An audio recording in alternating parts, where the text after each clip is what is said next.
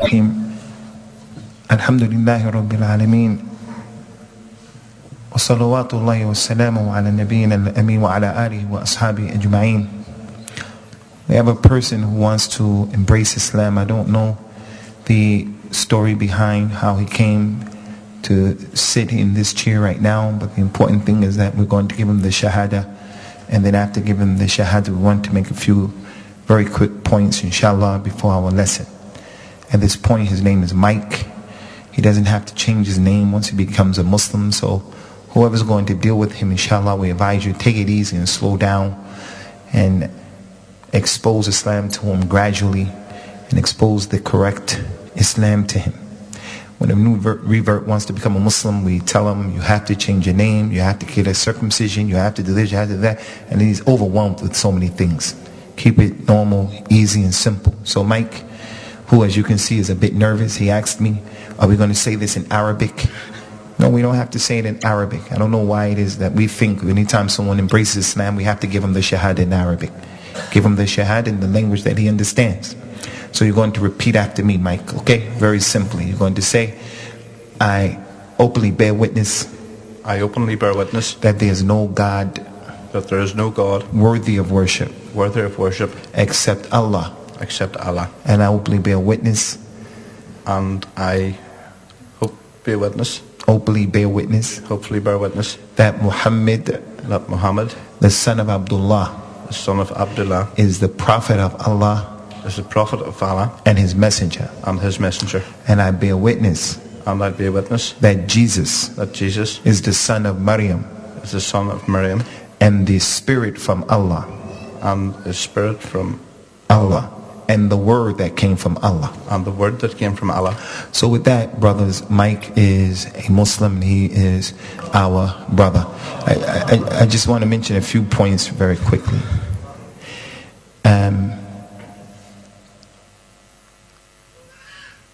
First thing, Ikhwani, we have quite a few people here, and I hope that you remember this issue. When people are around us and they want to embrace al-Islam, then don't wait for the Imam Saab to come to the masjid or Fulan. Don't wait for anybody to come to the masjid.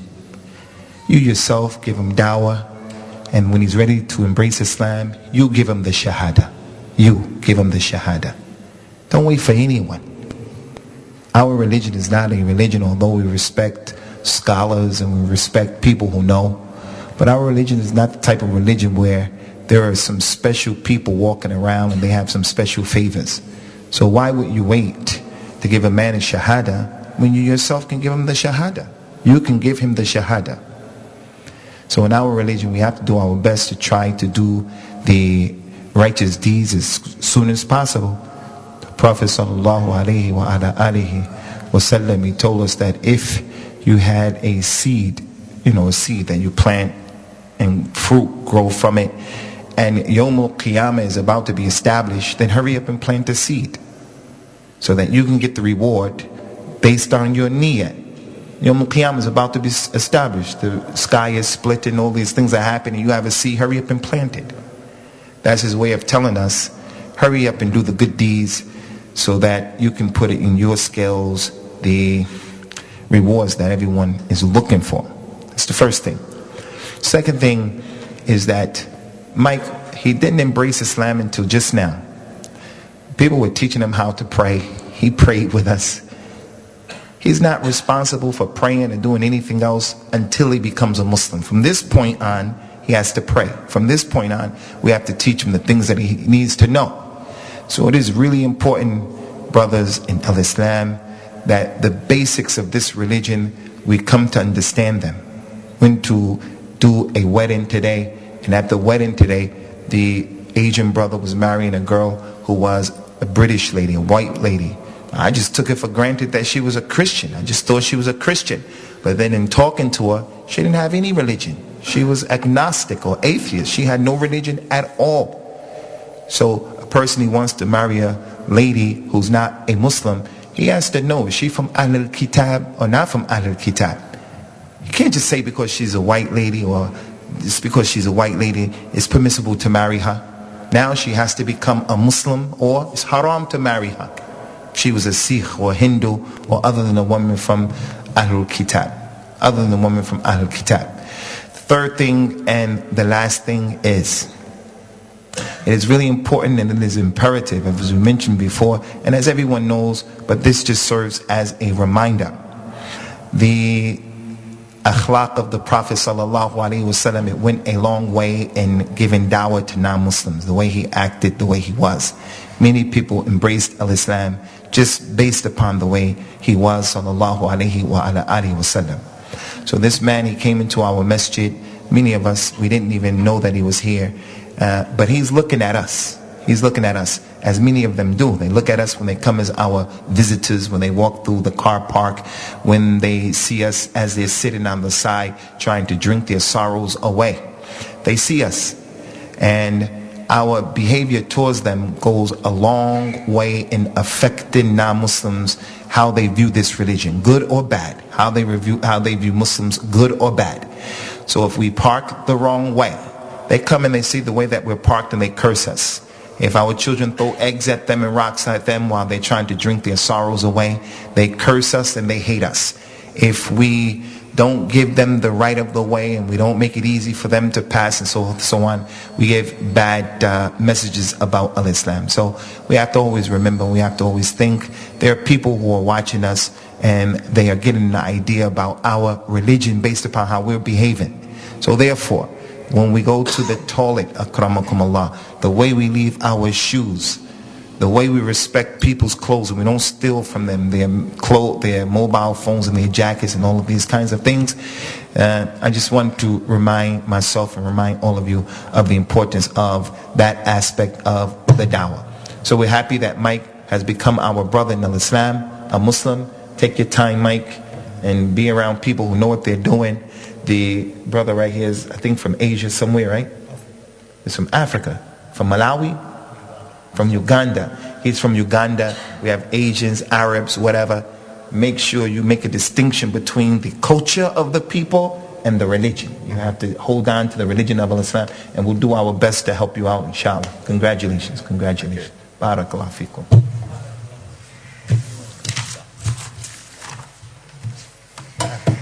Yeah, let me write this for him, okay?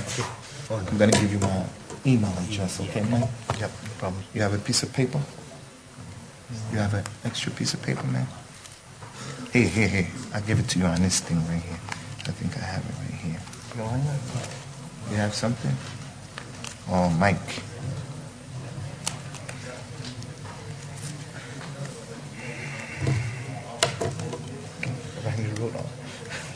Anything you need, just contact me. There you go. Here. You got mine, yeah?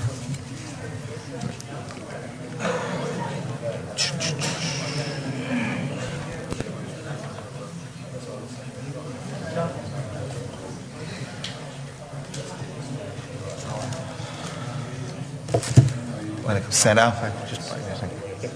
Yusuf, are you alright? Just like a few books and bits and pieces and CDs and stuff, and I put my contact details, then telephone number and email address in the card. So if you ever have any questions, want to get in touch, No problem. I'll be able to look like that. So get in touch if you need it. Yeah, thank you very much. Okay.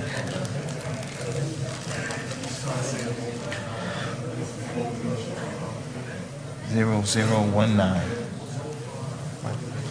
I'm like the minister here. Right, yes, the amount. Yep. ATTHABI@hotmail.com, and that's my number. Okay. Right. Quick question, and I was asked by somebody else.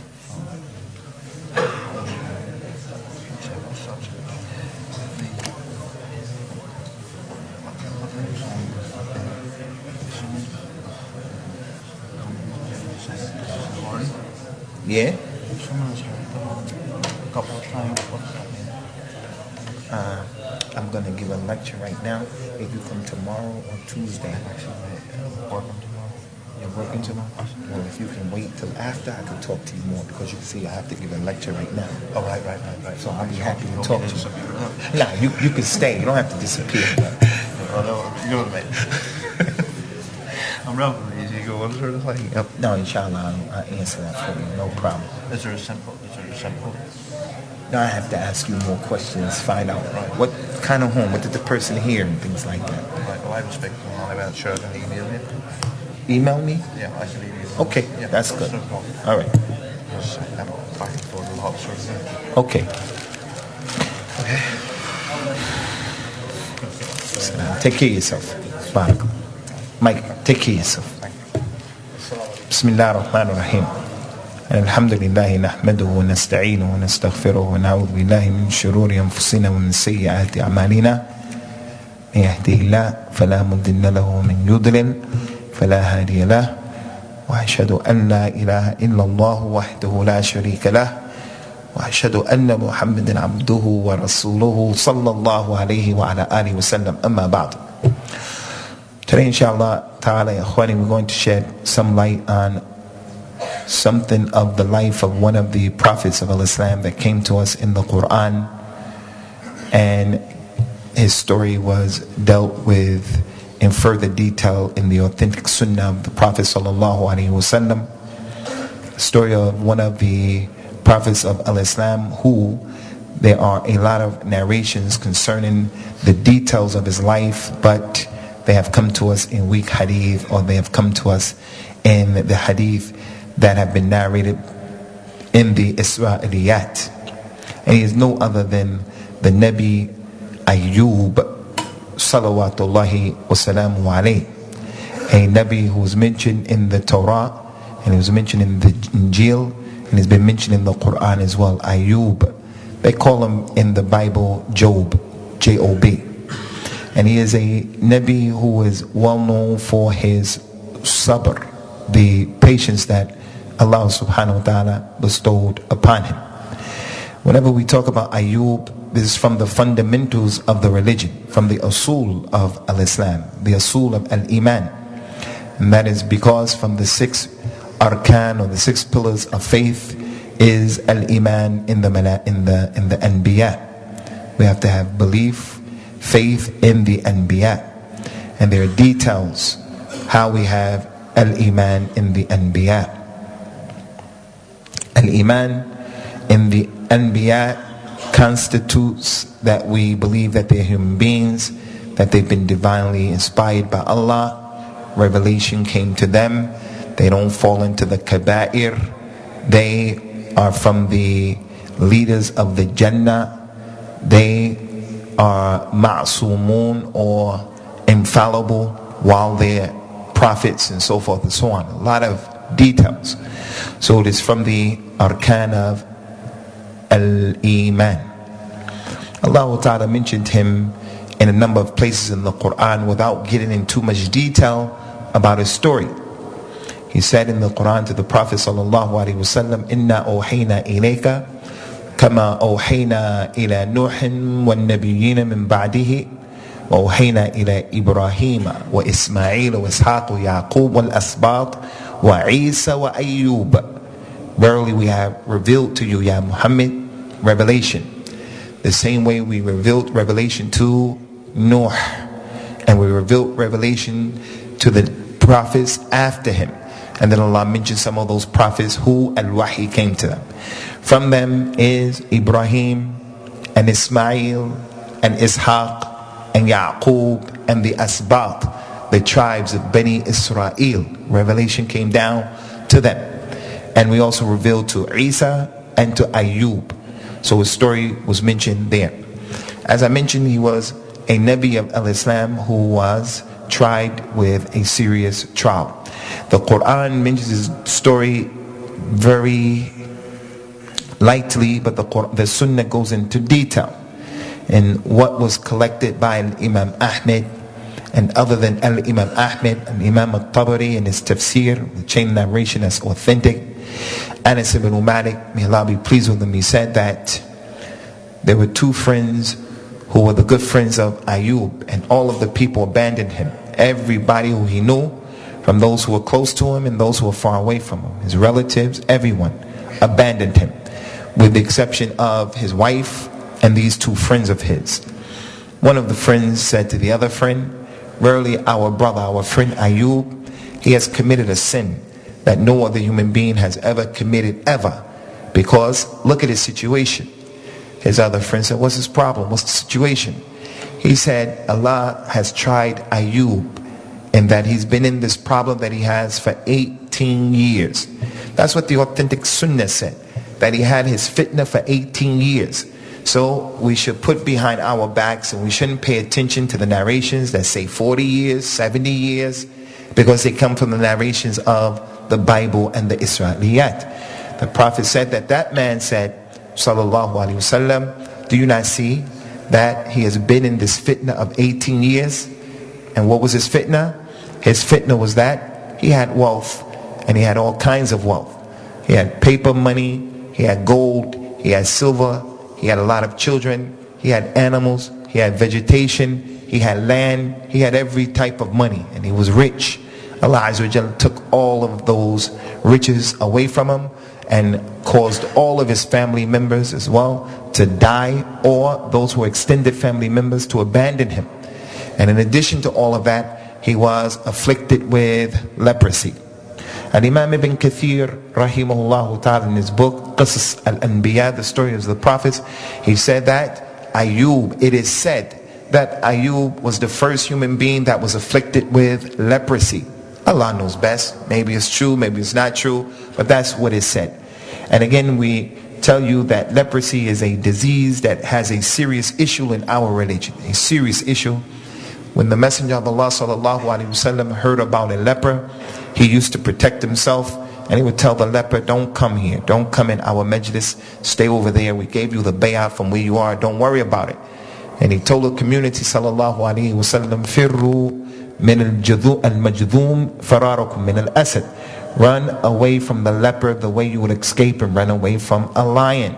Don't mess around with a person who has that kind of disease. It's the disease in which a person's meat actually starts to fall off of his body and it crumbles up. A terrible disease. And Ayyoob was afflicted with it, and he was from the awliya of Allah. The friend said to the other friend, this catastrophe befell Ayyoob because of a sin that he committed. So when the other friend saw Ayyoob, he didn't have the ability to have sabr, to have patience. So he told Ayyoob what his friend said. Ayyoob said, la wallahi, that didn't happen. I didn't sin against Allah. Wallahi, I don't know what he's talking about. But what happened was, there were two men who used to argue. And when they were arguing, they were using Allah's name in vain. They were using Allah's name in the wrong way. And I didn't like for Allah's name to be used in the wrong way.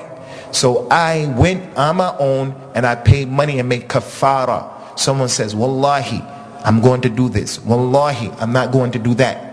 And then he doesn't do what he said wallahi about. He should make kafara. So Ayyoob made kafara for the two men who were using Allah's name in vain. He said, I think this is why I have this problem. That's what he mentioned, sallallahu alayhi wa ala alihi wasallam. The Prophet went on to say that Ayyub's wife, she used to wait for him. Every time he would go and do whatever he had to do, she would wait for him. And then when he came, she would grab his hand and she would walk with him to the house or wherever they went. And one day, Ayyoob took a long time coming to the wife. So the wife went to look for Ayyoob. When the wife went to look for Ayyoob, Ayyoob came. After some time, the wife came, the Messenger of Allah said, sallallahu alaihi wasallam, and she found Ayyoob there, but he had been cured. And this aspect of his story has been mentioned in the Quran. This aspect of his story, just this portion. Allah Ta'ala said to him in the Quran, Urqud bi rijlika hada mukhtasirun baridun wa sharab. Hit with this part of the ground, strike it with your foot, ya Ayyoob, and there will gush forth a spring that will be cool for you to bathe in, and also it will be cool for you to drink. He hit it with his foot, the spring came as a miracle, bi-idhnillah. He washed in it and it took away his issue. The lady came and she saw him. She said, have you seen the Nabi Ayyoob, the one who has been tried? She said, because wallahi, when he was well and he had good health, I never saw anyone who resembled him like you resemble him. The man said, I am him. I am Ayyoob. I am that person. I am Ayyoob. That's the end of that particular hadith. In another hadith, the Prophet says, sallallahu alaihi wasallam, after that happened, Allah Azza wa Jalla sent 2 clouds. One cloud went over a vessel that Ayyoob had his wheat in. Another cloud went over a vessel that Ayyoob had his barley in. And both clouds sent down money from the sky until both of those vessels were full and they started to overflow. We believe that those hadith in Fada'il al-A'mal, the Faza'il al-A'mal, we don't reject the hadith of Faza'il al-A'mal just because they're in that book. We reject those hadith that mention things like this because the hadith are not authentic. They're not authentic. Similar to the story of the girl in Pakistan. And I don't know if you brothers have seen it on the YouTube, where they went and, did you see the Prophet's footprint? The size of an elephant? Did you see it? The Muslim who has education, he has any common sense, he doesn't believe in that nonsense. He doesn't believe in that. But he believes in mu'jizat, he believes in miracles. Like this, what happened? So Allah subhanahu wa ta'ala gave him back his wealth. He gave him back his wealth. And he also gave him back his family. As he mentioned in a number of ayat in the Quran. وَأَيُّوبَ إِذْ نَادَى رَبَّهُ أَنِّي مَسَّنِيَ الدُّرُّ وَأَنْتَ أَرْحَمُ الرَّاحِمِينَ. And remember our slave Ayyoob, when he called out to Allah, and he said in that dua with ikhlas and sincerity, verily I have been afflicted with that which hurts me and harms me. And you are the most merciful of those who have mercy. You, Allah, are Arhamur Rahimin. You are the most merciful. Allah Ta'ala mentioned, فَاسْتَجَبْنَا لَهُ فَكَشَفْنَا مَا بِهِ مِن دُرٍ وَآتَيْنَاهُ أَهْلَهُ وَمَعَهُمْ مِثْلُهُمْ رَحْمَةً مِّنْ عِنْدِنَا وَذِكْرَى لِلْعَابِدِينَ. Because of that dua that he made, Allah Ta'ala said, we gave him back his family and we doubled it. So all of the children that he had previously, we gave him more children. We did this for him as a rahmah from us, and also as a remembrance for those who are the worshippers of Allah. It is a dhikr, a reminder, an example, a lesson for those people who worship Allah. So Allah Ta'ala gave him back all of his wealth and gave him back his wife and his children as well. In addition to that, in an authentic hadith, the Messenger of Allah sallallahu alaihi wasallam said that Ayyoob was taking a bath and he was naked. Akramakumullah. He was taking a bath in the water and he was naked. And while he was taking a bath, some golden grasshoppers came. And they started jumping and bouncing around and hopping around in his presence. Ayyoob took his thobe and he was gathering up those golden grasshoppers made out of gold. They were gold, mu'jiza from Allah. And Allah Ta'ala said to him, Ya Ayyoob, Amma aghnaytaka an hadha? Didn't I not give you enough money already after I cured you? Didn't I give you enough money where you don't need these grasshoppers? Ayyoob said, yes, my Lord, you have given me enough, but I am still in need of your rahmah. I'm still in need of your rahmah. Those are the ayat, ikhwani, and the ahadith, or some of the ayat, and the ahadith that are established about Ayyoob. And there are a few things we want to mention to you and to remind you of concerning this issue. First of which is, the Prophet, he told us sallallahu alaihi wasallam that a man is tried in accordance to the level of his religion. If he has a strong religion, then Allah will try him accordingly.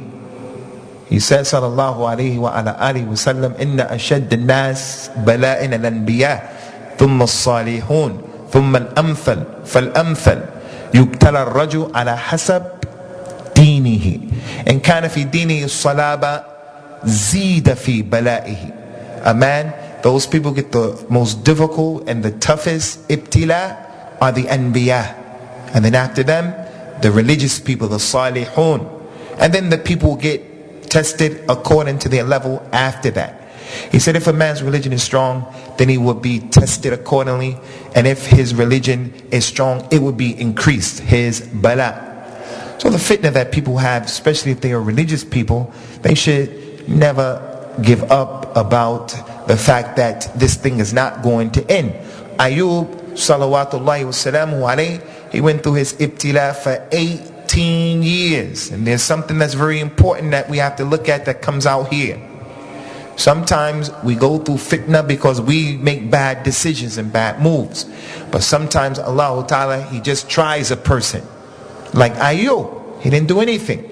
Rasulullah sallallahu alaihi wasallam used to be tried, and his trials and tribulations were greater than Ayyoob, because he's a greater Nabi than Ayyoob. He's a greater prophet than Ayyoob, a greater person than Ayyoob.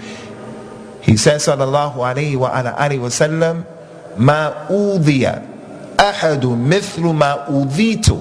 No one has had the problems or the other, his people talking bad about him and against him and bothering him and trying to kill him and harm him. He said no one had to deal with what I had to deal with. So his trials and tribulations were great, although he didn't do anything. He didn't do anything. So the point here is that an individual can get a trial, a fitna from Allah subhanahu wa ta'ala, and that fitna comes simply as a test from Allah to see if the person really truly believes, or if he just says with his tongue that he believes, but he doesn't really have an iman in his heart. Which brings us to the other issue.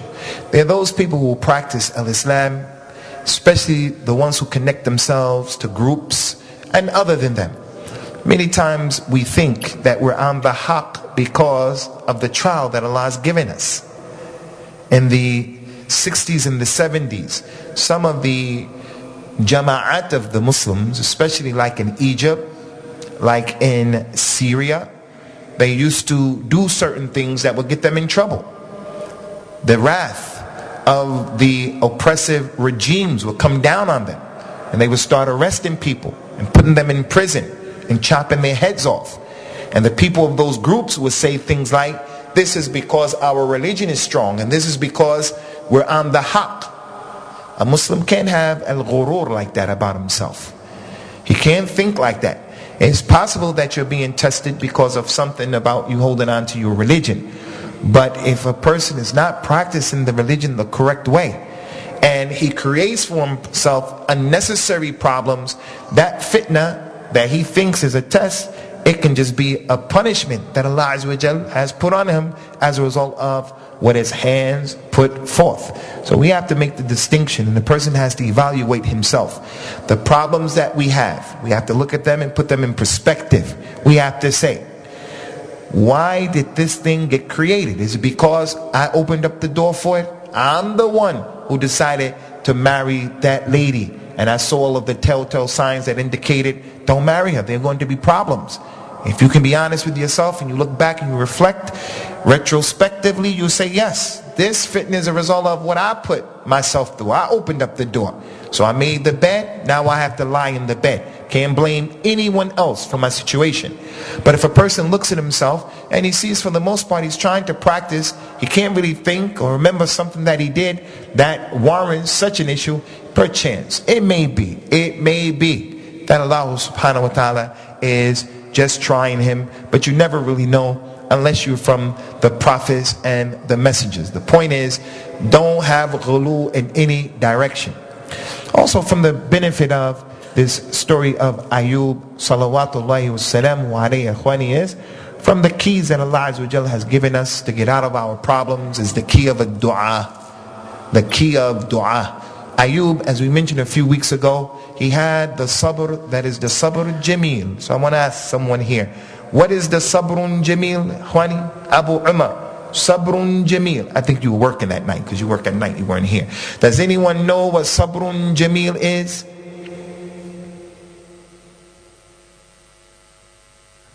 Akhi Abdul Majid. That's a condition of sabrun jameel. What is the sabrun jameel that Allah commanded us with in the Quran? Fasbir sabrun jamila. He told the Prophet that, have the beautiful sabr.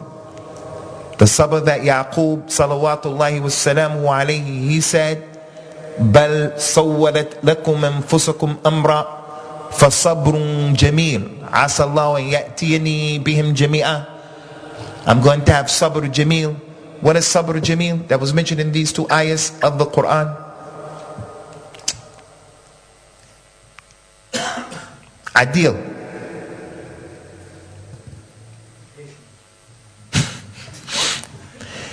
Ikhwani, sabrun jameel, as the brother mentioned, is the highest level of sabr, and it is the sabr that a person has in which he doesn't complain to the people about it. He has a problem and he doesn't complain to the people. He just deals with it between him and Allah. He calls on Allah like Ayyoob did in this ayah. Like Yaqub did, the one who said he's going to have sabrun jameel. He said, إِنَّمَا أَشْكُو بَثِّي وَحُزْنِي إِلَى اللَّهِ وَأَعْلَمُ مِنَ اللَّهِ مَا لَا تَعْلَمُونَ. I complain about my sorrow and I complain about my sadness only to Allah. I don't go around complaining to the people. Allah described the fuqara and the masakeen of the Muslims, the ones who have sabr jameel, the fuqara of the Muslims. He said in the Quran, يَحْسَبُهُمُ الْجَاهِلُ أَغْنِيَاءً مِنَ التَّعَفُّفِ تَعْرِفُ سِيمَاهُمْ لَا يَسْأَلُونَ النَّاسَ إِلْحَافًا. The one who doesn't know them, he doesn't know that this man right here, he doesn't know his situation. He's not from Birmingham. So the man came from London. He doesn't know. This man sitting in our masjid is miskeen. He doesn't know him. And because he doesn't know him, he thinks that the man has a lot of money. He thinks he's from the Agniya because he doesn't go around asking people indiscriminately. He just is patient with his situation. But because we know him, we know that he's miskeen. We know that he's faqir. We know his condition. But an outsider, when he comes, he doesn't know because the man doesn't complain. That's sabrun jameel that the prophets had. Whereas some of us, again, when we have a problem, if you come and you sit with your friends and your friends say, how are you doing? You say, oh, my mother wants money back in Somalia. I have to take care of my sister. I got my own bills. I have my own problems. And then we can't tolerate all of that kalam, so we get up and we leave. He leaves and he gets on the bus, and the bus driver says, put your money in £1.70. And how you been? Yeah, I have all of these problems and my wife and this and that. And he doesn't know the man and the man doesn't know him. That's not sabrun jameel, to always go around complaining to people like that, because people are not going to help you. You'll give them fodder and ammunition to make your situation kalam. They'll talk about your situation. And in addition to that, they'll look at you as being a person who you're not mature, you're not responsible. Don't go around indiscriminately sharing your personal problems and affairs with other people. If you share it with other people, they're going to share it with other people. Except those people who are close to you and you've dealt with them. And that's one of the benefits of sabr. That when you take your time, you get to know your companions. You take your time, you get to know which companion you can talk to and which you can't talk to. Which one you can loan money to, which one you can't loan money to, and so forth and so on. So that's the sabrun jameel. Ayyoob, from the benefits of this issue, is that from the keys that Allah Ta'ala has given us to get out of our problems, and they are many, many keys, is the key of ad-du'a. Person has a problem, then let him make dua to Allah subhanahu wa ta'ala. As he made dua using the names of Allah and his characteristics, that Allah is the most merciful of those who have mercy. فَاسْتَجَبْنَا لَهُ. As a result of that dua that he made using the names and the attributes of Allah, we got him out of his problem and we helped him out of his problem. In addition to that, Ikhwani, Imam al-Bukhari, that hadith of the golden grasshoppers, he used that as a dalil to refute one of the madhabs that he refutes throughout his book. He refutes a particular madhab throughout his book. And he used this hadith to prove and to show that it is permissible for prophets and all other human beings to take their clothes off in order to take a ghusl, or other than that, in order to wash the body of an individual, the sheikh, or other than that. It's permissible for the individual in our religion to take his clothes off in order to take a ghusl. And that doesn't take away from his status and his stature, because you can't take a ghusl properly with your clothes on. And that aspect of the jarad as well, or the grasshopper, goes to show that no one, ikhwani, is beyond receiving Allah subhanahu wa ta'ala's rahmah, and beyond receiving the the virtues that Allah bestows upon people. This is one of the main hadith that the scholars of the Sunnah use to refute the people of As-Sufiya, who of the opinion there was a certain type of Sufi where they didn't partake in the dunya, and they were subtracted and they were away from the dunya, and they felt and they thought that the dunya was something that was inherently evil and you should avoid it altogether. Although this Nabi of Al-Islam, Ayyoob, he said, I am in need of your rahmah, I'm in need of your virtues. The Prophet of Al-Islam sallallahu alaihi wasallam, he also used what he can use from the dunya to help the Muslims, to help the ummah, to help his family, and other than that. And Allah revealed in the Quran, وَلَا تَنْسَ نَصِيبَكَ مِنَ الدُّنْيَا. Don't forget your portion of the dunya. Don't forget your portion of the dunya. Get educated, position yourself to make money, to be able to take care of yourself, take care of your community, take care of your family, and other than that. But the problem with the dunya is going overboard and trying to accumulate it, or going overboard and not recognizing what has been put here for, or a person digging his nails into the dunya, thinking that the dunya is the goal and the objective. So that is the story of Ayyoob in a nutshell. We're going to do some more of the stories of the Anbiya of Al-Islam. We started off with Ayyoob because the story is very simple and very easy. So if you brothers have any questions concerning that issue, you can put your question forward. Akhi Nihad.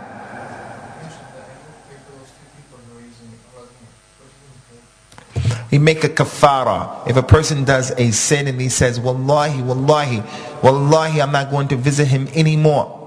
Wallahi, I'm not going to do it. I'm not going to visit. I won't eat this meal anymore. Wallahi. Then he should pray for his breaking his Amen for the hinth. So he prays in order to free himself from that thing that he did. So he heard those two men using Allah's name in vain, arguing, saying Wallahi this, Wallahi that. So he himself went and paid the money for them, although he didn't have to.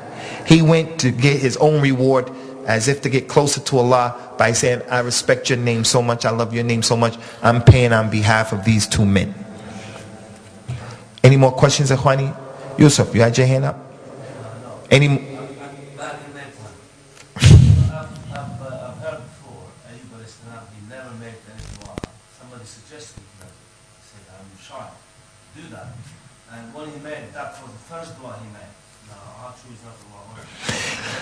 Allahu Alam, it doesn't sound like it's something authentic, because the Quran didn't mention that to us and the Sunnah didn't mention that to us. As a matter of fact, the Quran goes against that, like the ayat that we just mentioned, that he said to Allah, I have been touched by harm. In Surah Al-Anbiya, Allah Ta'ala mentioned, وَاذْكُرْ عَبْدِنَا أَيُّوبَ إِذْ نَادَ رَبَّهُ أَنِّي مَسَّنِي الشَّيْطَانُ بِنُصْبٍ وَعَذَابٍ. And remember our slave Ayyoob, when he cried out and said, I have been touched by the shaitan. Shaitan has been put on me difficulty and he has punished me. He has put me in nusbun, as difficult, make things difficult for me, and he's put adhab upon me. So that dua is from Ayyoob, and there's nothing to suggest someone said, do this dua Ayyoob. So it sounds like it's something that is not authentic. And as I mentioned, there's a lot of things about Ayyoob that have been attributed to him, but they come from the Israeliyat. Akhi Abdul Majid. Are there any reasons why we are prohibited from being close to lepers? Lepers? Yes. The reason why we're prohibited from being close to lepers is that it is a disease that is contagious, bi-idhnillah. It is contagious, bi-idhnillah. If Allah wants it to be transported from one person to another, then it will happen. And it's a highly contagious disease, so it should be avoided. Highly contagious disease. And then there's the hadith, Ikhwani, that we took in this masjid from Kitab al-Tawheed about the issue of the authentic hadith, where the Prophet says, sallallahu alaihi wasallam, la tayra wa la adwa. He said there should be no superstition where you say if the bird goes that way, I'll do it. If the bird goes that way, I won't do it. If you see a white bird, you say it's a good omen. If you see a crow or a black bird, you say a bad omen. Don't make decisions based upon that. Don't be optimistic or pessimistic about these kind of affairs. Ever. That's not the aqeedah of al-Islam. And in the hadith he said, there is no adwa, which means this disease being contagious. He said there's no contagious diseases. Yeah, but why did he say to run away from the leper if there's no contagious disease? What he meant by that is that the disease itself doesn't have the ability to come and jump on you. The disease itself doesn't have the ability to jump on you. Right now in our majlis, someone has a cold. Someone has a cold. He's sitting with us and he has a cold. You don't catch that cold, but someone else catches that same cold, because it's Allah who determines whether or not the cold is going to be caught by someone else and whether it can move. That's the meaning of that particular hadith of the Prophet sallallahu alaihi wasallam. And Imam Ibn Hajar al-Asqalani wrote a book called Kitab al-Ta'un, the book of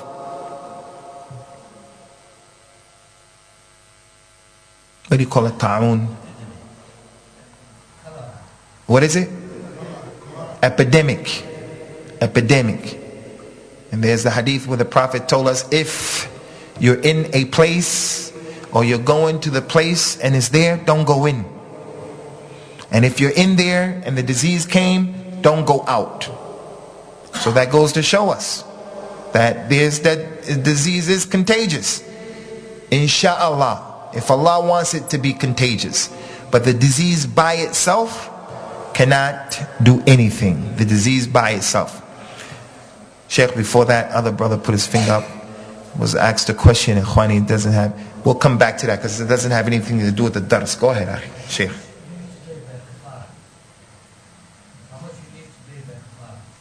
Concerning how much you have to pay for the kafara, Khwani, that's a dars we have to give by itself, something that requires preparation. I don't want to talk here just like that from my head. So we'll do a class exclusively on al-Ayman, the kafarat of the Ayman. We'll do a class specifically on that so we all can get some fiqh and comprehension about it with the dalil and the proof. When you say wallahi, when do you have to pay, when you don't have to pay? Every time you say wallahi, wallahi, and you don't do that thing, do you have to pay? Yes or no? So we'll do a proper class where it's been prepared so that we can deliver it in a way where we'll be supporting what we're saying and establishing our religion and what we believe in and what we're going to do with clear evidences. Any more questions, Ikhwani?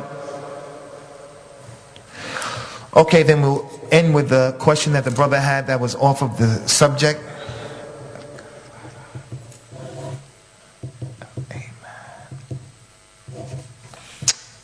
There is a hadith, and it is authentic. The Prophet says, sallallahu alayhi wa ala alihi wa sallam, la yadkhul jannata ibnu zanyatan. The person who is the son or the result of zina, he won't enter into the Jannah. La yadkhul jannata ibnu zanyatan. If a girl or a boy, a person was born out of wedlock, the parents were not married, the hadith said, he will not enter into the Jannah. So the brother read that hadith. He wants to know, is that authentic? It's hadith that's authentic. It's sahih. It's authentic. No doubt about it. Then how can that be? A person, his mother and his father were not married. What did he have to do with that crime? Why is he being held accountable for it? That's something closer to Christianity than it is to the deen of al-Islam. When Allah Ta'ala mentioned in the Quran, لا تزر وازر وزر أخرى لا تزر وازرة وزر أخرى. No one will be held accountable for the burden of somebody else. So why would this child or this person whose mother and father made zina, why would he not go to Jannah? Anybody want to try? Anybody want to explain that? Anyone? Anyone? Want to make ijtihad? Faddal ya akhi. The person who is an illegitimate child, a child of zina, won't go into the Jannah. He won't go into the Jannah, won't go into paradise.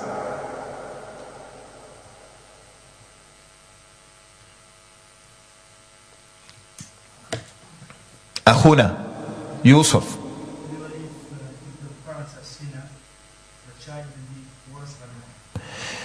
There's another hadith that says, وَلَدُ الزِّنَا أَشَرُّ لِثْنَيْنِ. The child of the zina is the worst of the two. There's some maqal, some issue in that hadith. The one that is authentic is, وَلَدُ الزِّنَا أَشَرُّ الثَّلَاثَةِ. The child of zina is the worst of the three. The child of the zina is the worst of the three. This is not it.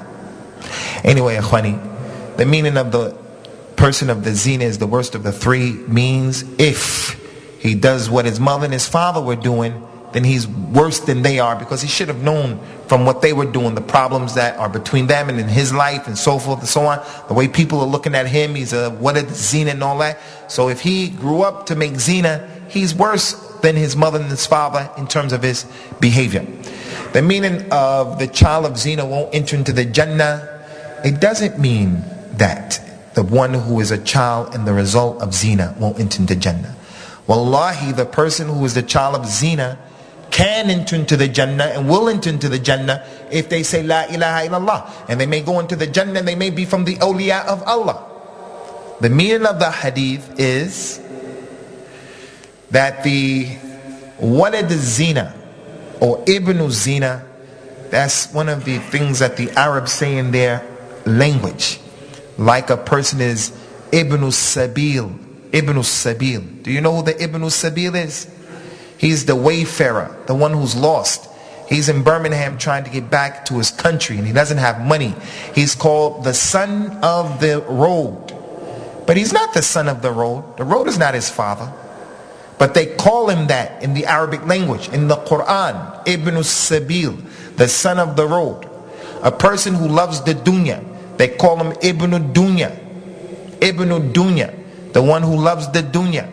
For an example, the Prophet, when he says sallallahu alaihi wasallam that the child of zina, it means that the one who always commits zina, the person, this is who he is and how he is. All he ever does is zina, zina, zina, zina. All the time, he's making zina. That's what he does all the time. Then this is the one who won't enter into the Jannah, meaning the one who commits zina. Zina is an issue that won't allow you to get into Jannah. But the child who came as a result of zina, if he practices religion, he doesn't have anything to do with what his parents did. Islam doesn't hold him accountable for that. And Allah, He is Allah and Alam. Okay, Akhwani, Tuesday, there's not going to be any class this Tuesday coming up, inshallah. The next class is going to be next Sunday. So if you come Tuesday for the Salah, inshallah, please make the announcement that there won't be a class for this Tuesday. هذا وصلى الله وسلم على نبينا وعلى آله وأصحابه أجمعين.